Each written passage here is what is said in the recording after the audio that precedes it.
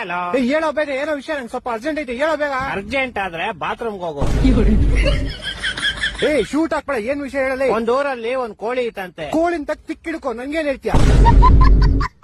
ಕೇಳಪ್ಪ, ಇದೇವಿ important, ನಿನ್ life ಅಲ್ಲಿ ಮುಂದೆ ಯೂಸ್ ಆಗುತ್ತೆ.